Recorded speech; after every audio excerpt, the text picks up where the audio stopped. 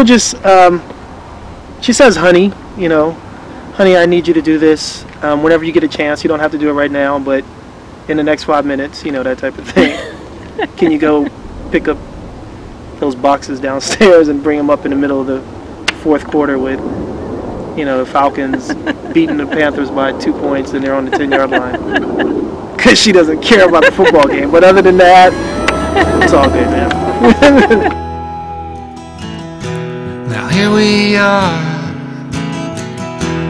you and me, waiting around in this debris. Couples have to make the same kind of commitment to sex and the same kind of commitment to making time for sex and romance that they do for anything else in their lives. And if they don't, it's going to lead to some pretty serious dysfunction. There have been many studies of sexuality in which sex becomes better with commitment. And it's not as good with couples who are married but still sort of uncertain about whether or not they're going to stay together. There's something about that makes it satisfactory, makes it maybe a discharge, makes it somehow self-nurturing, but it's not rich and deep and spiritual. And that when couples solidify their marriages, their sexuality deepens, improves, and everything gets better.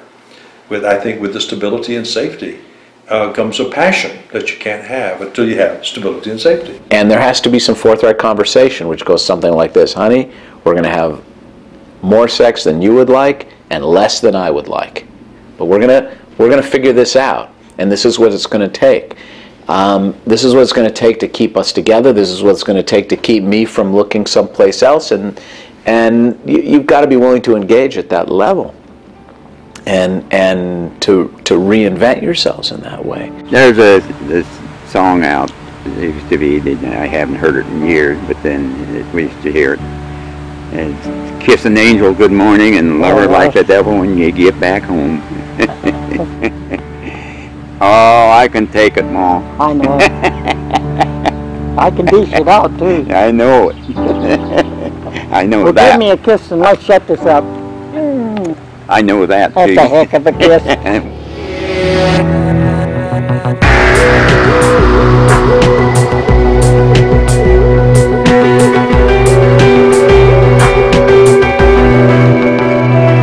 Trying to make relationships work when relationships had nothing to do with my life as a child growing up. There was no relationships in my life growing up.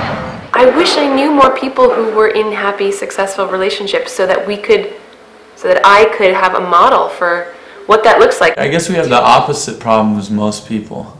Yeah, we have the complete opposite problem most people. Most people have trouble finding the fun within all the business and their everyday tasks. We're always having fun, so it's hard. We're always having good sex. Okay, and why, you don't think so? I'm trying to talk. You always interrupt.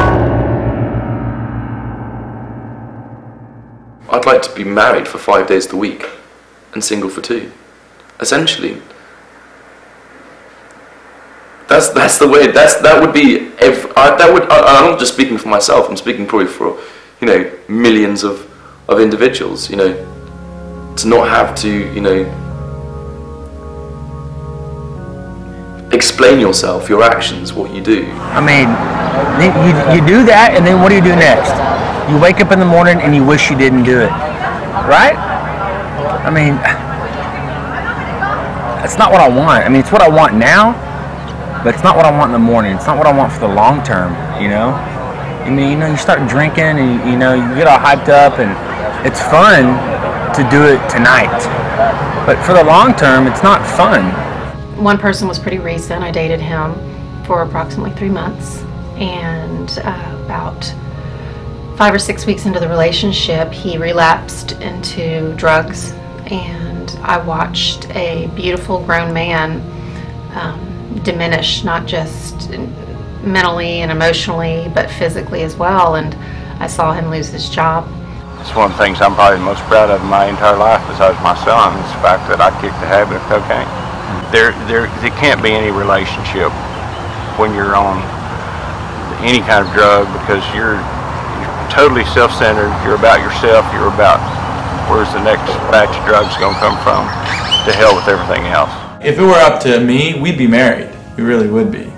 But I've also been holding out for a long time for a reason, you know, because I don't fully trust her. The drinking kind of like, it sets us back so much.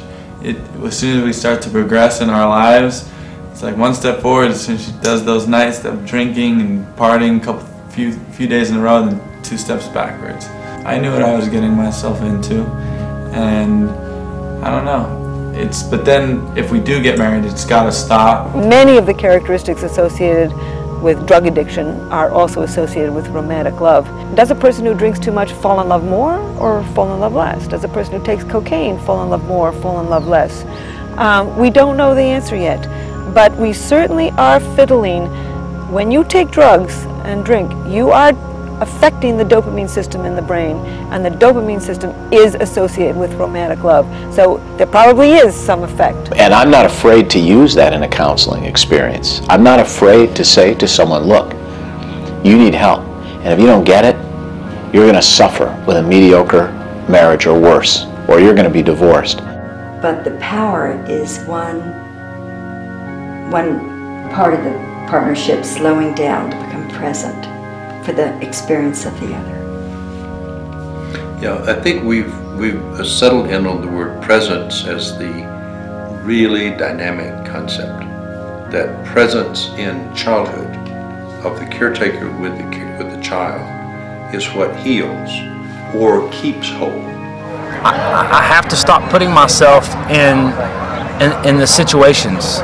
I have to stop putting myself in harm's way where that can take place. It starts with one sip. One sip and you're done.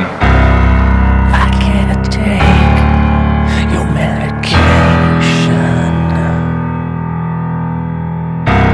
It doesn't prescribe the way I feel.